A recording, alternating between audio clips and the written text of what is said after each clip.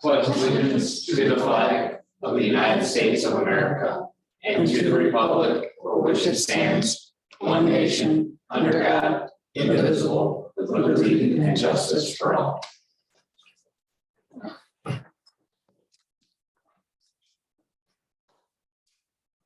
Roll call, Michelle. Jeremy McCarg. Here. Bernie Paprun. Here. Roseanne Bozak. Here. Travis Dunlap. Present.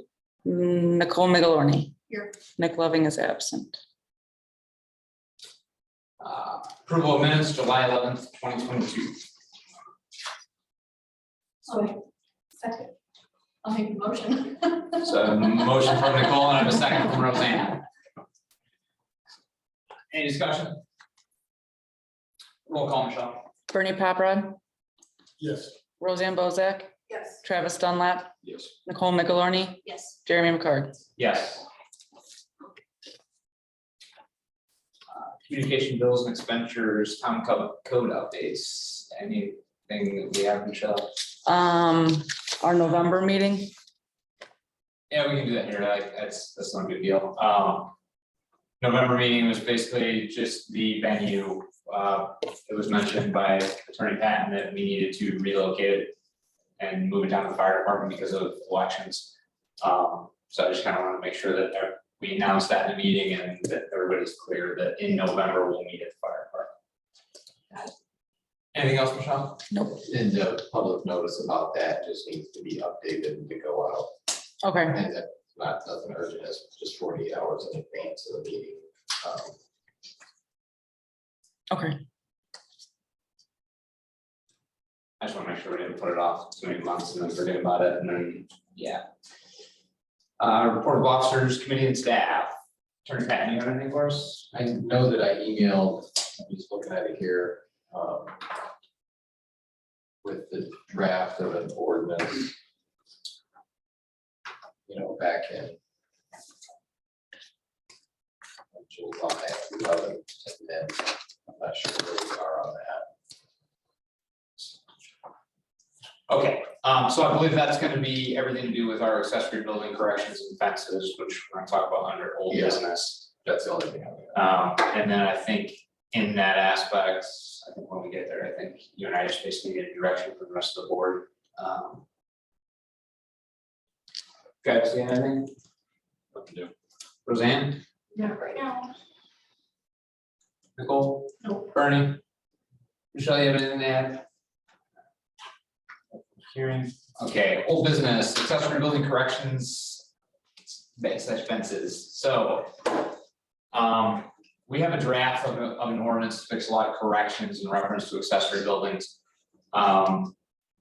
Sarah had brought up an issue about fences and how she was interpreting this and how we were interpreting it. I guess my question is to the board in general. I think she was looking to apply fences as a kind of as a structure and not allow them to be placed in easements. And I guess I'm kind of looking to see what your guys' feeling is on that, because I'm not cool with that. I think that a fence should be allowed to be constructed over an easement. It's just gonna matter if it's gonna be something that's relatively moved. I mean, a shed or something like that, I understand not putting it on top of an easement, but there's easements that run through middles property and you're telling me that some can't fence or private. That's why, that's just my opinion. I don't think we should get into that, trying to completely shut that down. I don't know. I've never heard of another community that necessarily completely disallows constructing a fence over an easement. Yeah, I think it just, you need to make sure that the property owner is clear that the fence or a portion of it would need to come down if the owner needs to access the easement. So under fences, do you think that we should potentially look into adding something in there that any fences constructed over an easement could be required to be removed to allow access when needed or something of that nature?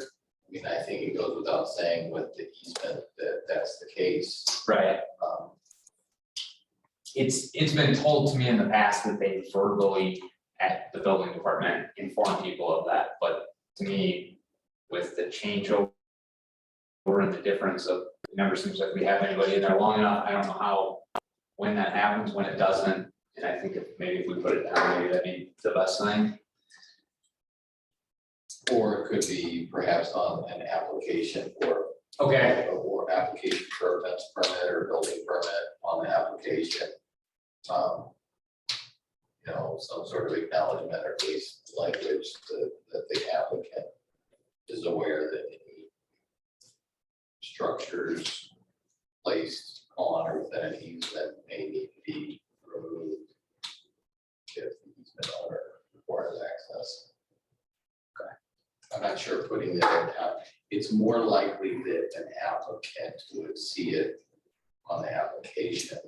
okay, And whether they see it buried somewhere in town, code, they're not gonna look at, but they're gonna fill out the application and sign it, 1 or 2 pieces. Right. Piece of paper, and that's, you know, right there where the same page is their signature.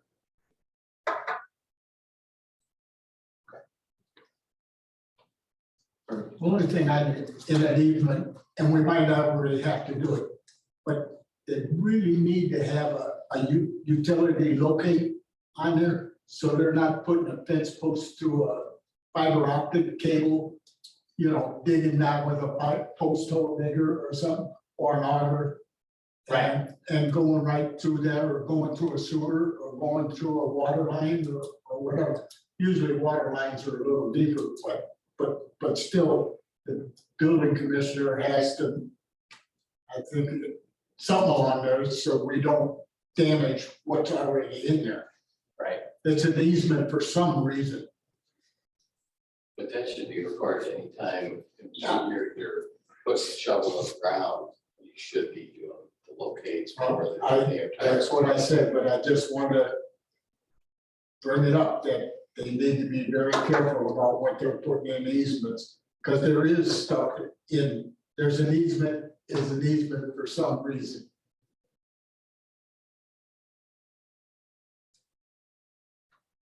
What was the previous discussion, Jeremy, around accessory buildings on easements? so basically what had happened with accessory buildings is there were some changes as far as the setbacks. How much coverage it could be used for on a lot. It eliminated the number of accessory buildings and kind of applied a percentage as far as lot coverage for zoning district.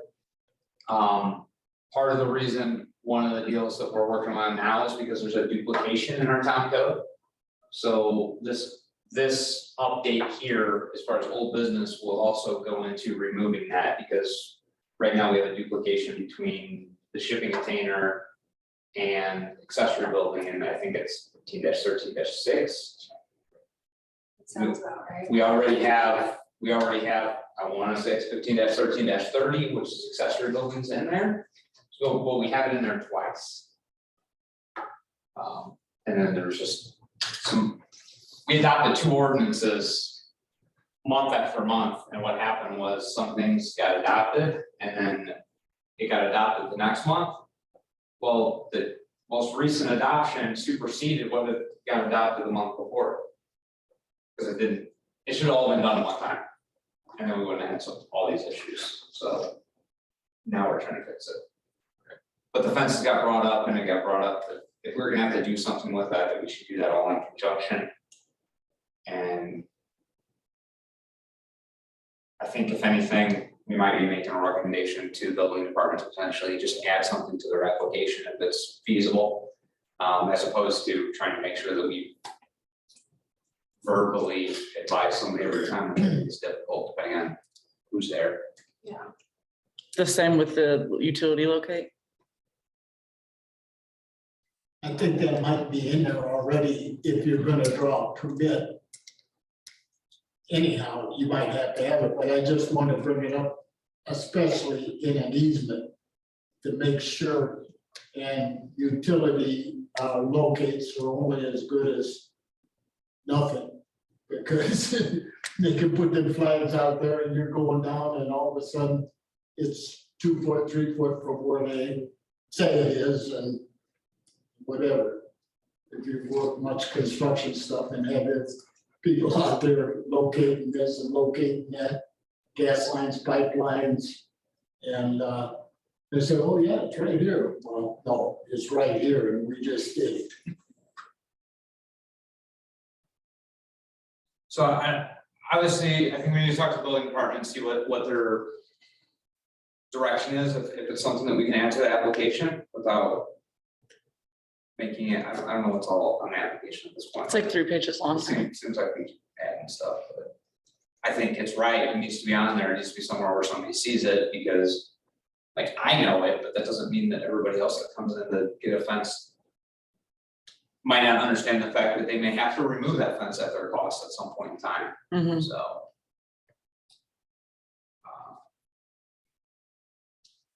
Yeah, I think we need to reach out to the building department and see if we, I mean, so if we can get either it added or know that, hey, we need to wait for an opinion of the building commissioner that we, whatever that's at, then we'll figure that out. Okay, But I think for the most part, I think I'm reading the direction of the board is that we don't wanna go the other direction, which is disallowing fences on top of easements. 'Cause, I mean, I mean, Yeah, you confined, you look like a maze trying to. my fence is up, but I would lose 75 feet of property if I couldn't go on top of an easement. And it's not a utility easement, it's a landscaping and tree easement, but it is a recorded easement. So. I mean, I think it'd be a weird situation all across town. I think there's gonna be, everybody's gonna have differences of opinions, so. Oh, yeah, there's different things that go through people's yards. Straight through. Well, I think a lot of the interior of Orland's Landing, you know, it might only be like 10 feet on the rear of their property, but. So if each row of houses has 10 feet, now we're gonna have 20-foot gaps. Right. That are just empty. Right across the street here, the pipeline, Yeah, that would be, and cracks there. Yeah. Cause I'm almost certain that that pipeline goes underneath their property. oh, absolutely. And I'm looking out past Bernie and see the fence right there. Yeah, Yeah, I would, yes. I mean, I understand the concern that like I think what Sarah was getting at is that somebody's putting a fence up, there's construction that's getting ready to go, that's gonna need to use that specific easement. But I think you just can't plan for all of that and, you know, tell people to indefinitely wait or to not have a fence. I don't think that's fair to tell them they can't use their own property. So I think we have a direction. We'll just, basically the only thing we need to do is continue to make sure that everything that is in the ordinance that Clay sent us is what we want. If that's the case, then potentially next meeting we can try and set a date for a public hearing. To adopt that at that point, but I wanna make sure everything's right, and I don't wanna do that and not be ready. So we're gonna keep that on hold business for next month. New business, review bonds, maintenance guarantees, letters of credit.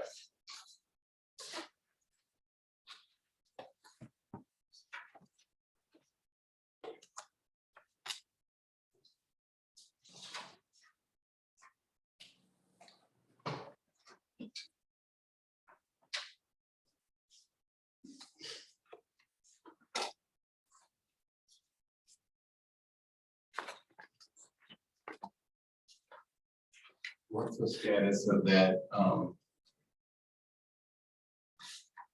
Cortland Range, A properties, because that would have expired? Yeah, it's a question I had too, because I can tell you just by driving by, because of the vicinity of my home, that it's 90% done, but it's not done. There's I'd say a 50-foot by 8 or 10-foot section in their front lawn that's not sodded. It's on the east side of their driveway. I read your report as a final certificate of occupancy was issued to Shahab Homes for the construction of the home and attached garage at 209 Fairchild. Yep. And that's what it is. And sufficient security for landscaping and sidewalk was released. I mean, did we stop requiring sod on the full front lawn? I mean, It's up to, so I think we need to reach out to the building department and find out, like what we're gonna do, because it's not complete. Right, but that's, I And he has- specifically looked at that. He has another property under construction in that vicinity, so like, if he slides on this one, is he gonna slide on the next one? Like, What's the date of that, Bernie? What the, This is the July, Yesterday. okay, yeah, it's a July report from the building. because I see on this form, it has description permit 2122 and then conditional cert number 22-2. So was it did he give him the certificate of occupancy condition on the completion of that yard being put in? It says sufficient security for the landscaping and sidewalk was released. So I'd say he give them their money. But I saw something else in here for,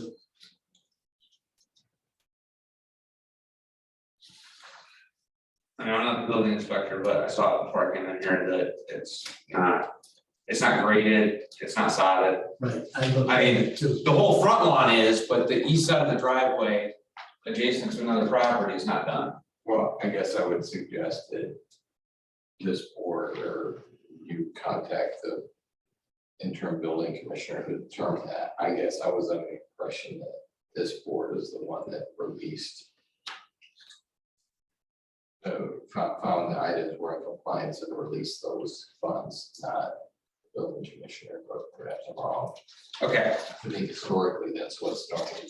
Okay, go back to the next one down. It I says- don't have that report or anything. yeah, I have it via email, I just don't have a hard copy. I printed a hard copy, so I have the next one, complaints. The homes completed the yard, it says Savab Homes completed the yard and sidewalk at 209 Fairchild Drive. And this Lisa Draves at 207 Fairchild Drive had previously registered a complaint. Well, I think she's complaining about the same stuff we're talking about.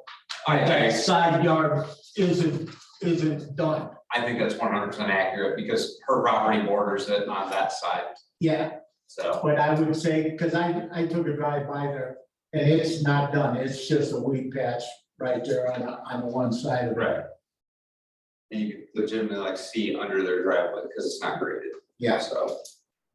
Yeah, alright, so when we started doing conditional certificate of occupancies, like, it is up to the building commissioner to allow those. But like, what we're understanding is that it's up to the planning commission to release them. That's been my understanding, and I guess I would be surprised if Jane actually released something without a directive from this board. Okay, I mean, that's, I'd be surprised if she did that. I yeah, think okay, that should be emailing Michelle or somebody on this board to say, hey, I got this form signed by the building commissioner, or acting building commissioner. That's not the way it works, you have to do it. we can talk and you get an email sent out, we'll include everybody, Rob, the building department, Jane, just to make sure that we're on the same page, and also kind of a clarification that, this board, I mean, based on our views, we don't feel like that property is complete, in what we need to do, Okay, to be able to rectify it, and make it good for. Otherwise, every other one with the same thing on the other side of the driveway is leave it go. Well, right, and they're building one like catty corner from that, so we're gonna have the same problem in that moving forward if we don't, I mean, because if I got away with it right now, I would turn around and do the same thing right afterwards, I'm just saying that.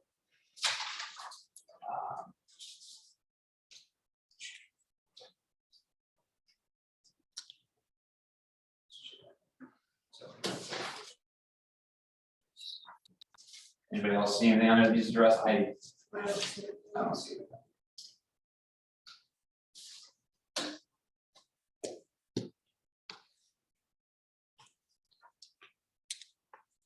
Good to the order, any other business?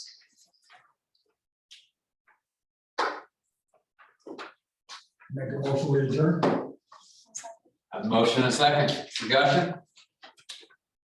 Roll call, Michelle. Roseanne Bozak, Yeah. Travis Dunlap, Yes. Nicole McElorney, Yes. Bernie Paprad, Yes. Jeremy McCarg. Yes.